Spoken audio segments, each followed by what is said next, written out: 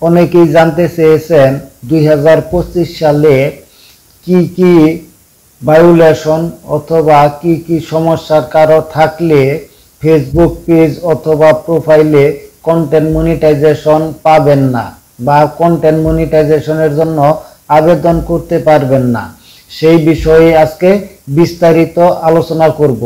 তাই আপনাদের বলবো ভিডিওটি অনেক তথ্যবহুল হতে চলেছে এবং অনেক গুরুত্বপূর্ণ হতে চলেছে, তাই পুরো ভিডিওটা কন্টিনিউ করেন।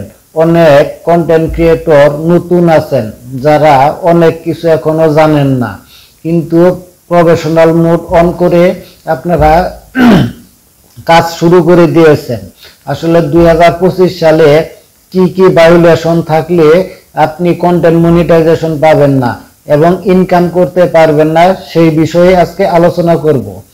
যদি ভিডিওটা আপনি প্রথম দেখে থাকেন তাহলে অবশ্যই চ্যানেলটি সাবস্ক্রাইব করে রাখবেন, আর যদি আপনি আরো দেখে থাকেন এবং সাবস্ক্রাইব করে থাকেন তাহলে আপনাকে অবশ্যই অসংখ্য অসংখ্য ধন্যবাদ। হ্যাঁ, আজকে কি কি কারণে কন্টেন্ট মনিটাইজেশন পাবেন না এবং কি কি কারণ অসুবিধা থাকার পরেও আপনি কন্টেন্ট মনিটাইজেশন পেতে পারেন সেই বিষয়ে আলোচনা করব। তো প্রথমে শুনি কি কি পলিসি থাকার কারণে কন্টেন্ট মনিটাইজেশন পাবেন না। 1 নাম্বার, কমিউনিটি গাইডলাইন ভায়োলেশন।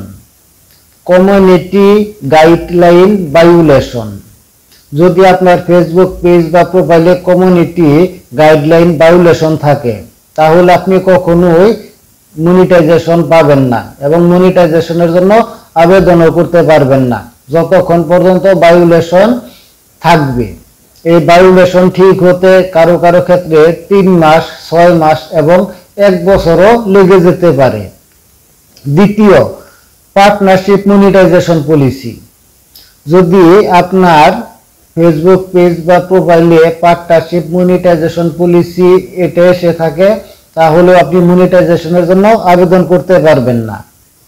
তৃতীয়, 3 number, content is not earning monetization. Content is not earning, যদি এই লেখাটি থাকে এটি আপনি মনিটাইজেশন অপশনের নিচেই পেয়ে যাবেন। সেখানে যদি লেখা থাকে কন্টেন্ট ইজ নট আর্নিং তাহলে আপনি মনিটাইজেশন পাবেন না, এটা যতদিন সমাধান না করবেন। এখন শুনি কি কি থাকলে মনিটাইজেশন পেতে পারেন। 1 নাম্বার, কপিরাইট।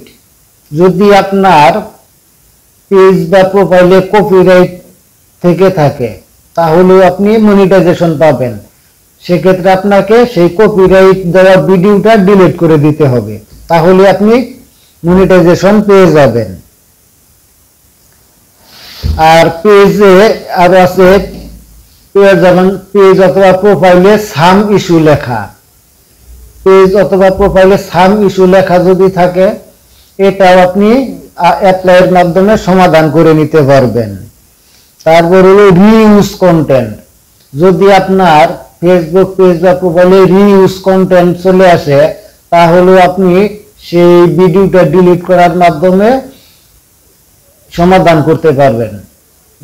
আর এগুলো কিভাবে সমাধান করবেন যদি আপনি না জানেন তাহলে এই ভিডিও ডেসক্রিপশন বক্সে আমি লিংক দিয়ে রাখবো, আপনারা চাইলে সেখান থেকে এই ভিডিওটা দেখে সমাধান করে নিতে পারেন। ভিডিওটা যদি ভালো লাগে তাহলে অবশ্যই একটা লাইক করবেন, কমেন্ট করবেন এবং সবাইকে দেখার জন্য শেয়ার করে দিবেন।